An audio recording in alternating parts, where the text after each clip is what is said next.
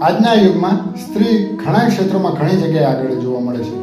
તો સાહેબ, આપનું સ્ત્રી સશક્તિકરણ વિશે શું કહેવું છે? ઘણો અઘરો સવાલ છે.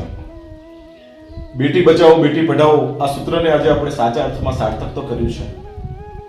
આજે દરેક ક્ષેત્રમાં સ્ત્રી આગળ છે, પણ ક્યાંક કેટલીક સંકોચિતતા પણ નડે છે. હિન્દી લોક पंक्तिમાં એક સરસ મજાની પંક્તિ છે कि स्त्री की आजादी का दायरा इतना छोटा कर दिया गया है कि वे रोजगार को ही मुक्ति समझ बैठी है.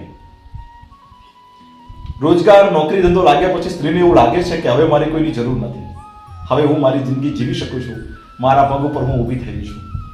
અને જે લોકો આ વિચારે છે એમની પાસે લાંબા ગાળે એક મોટા પસ્તાવા સિવાય કશું હોતું નથી. એટલે સ્ત્રી માતૃશક્તિ છે. ઘણી જગ્યાએ એવું સૂત્ર પણ લોકો અપનાવે છે કે ભાઈ પુરુષ સમૂળું બનવું છે, પુરુષની સરખામણી કરવી છે. ત્યારે હસવું પણ આવે છે.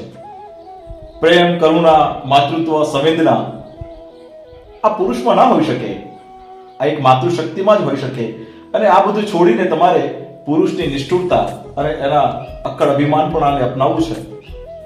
ત્યારે તમારે પ્રશ્ન એ થાય કે પુરુષ સમૂળું બનીને જવું છે ક્યાં?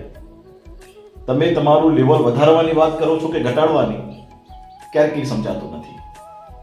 એટલે માતૃશક્તિત્વ, સ્ત્રી પ્રગતિ હોય, અને આપણું બંધારણ અને આપણી સંસ્કૃતિ પણ સમાનતાનો ગુણ રાખે છે કે ભાઈ સમાનતાની દ્રષ્ટિએ સૌ વિકાસ કરે. કોઈ નીચ નીચ કે કોઈ લિંગભેદ પણ આપણી સંસ્કૃતિમાં કે આપણા બંધારણમાં જોવા મળતો નથી. એટલે સ્ત્રી વિકાસ થઈ રહ્યો છે, સશક્તિકરણ જ્યારે થઈ રહ્યું છે ત્યારે સમાજ એને વધારવું જોઈએ.